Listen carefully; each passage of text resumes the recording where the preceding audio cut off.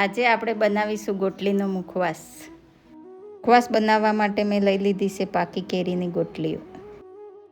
ગોટલીને ફોલીને અંદરનો ભાગ અલગ કાઢી લેવાનો. આ રીતે બધી જ ગોટલીઓ ફોલી લેવાની છે. આ રીતે ઝાટકીને સાફ કરી લેવાની છે. ગરમ પાણી મૂકી તેમાં મીઠું નાખવાનું. પછી તેમાં ગોટલી નાખી દેવાની. બધી જ ગોટલીઓ અંદર નાખીને ઢાંકી દેવાનું. 10-15 મિનિટ થઈ ગયા પછી એને બહાર એક થાળીમાં કાઢી લેવાની. આ રીતે બધી જ ગોટલીઓ પાણીમાંથી બહાર કાઢી લેવાની.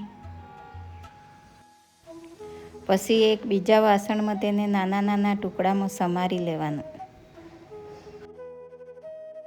આ રીતે ગોટલીને સાઈડે સૂકવવાની છે, કેમ કે તડકામાં સૂકવીએ ને તો કાળી થઈ જાય, એટલે સાઈડે સૂકવવાની છે. એક કઢાઈમાં 1 ચમચી ઘી લઈ લેવાનું અને ઘી ગરમ થાય પછી એમાં એડ કરી દેવાનું.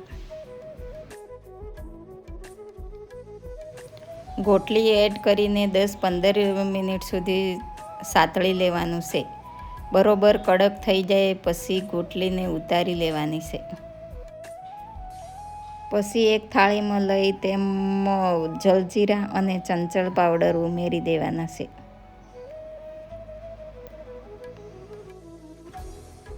આ રીતે તૈયાર થઈ ગયો છે આપણો ગોટલીનો મુખવાસ.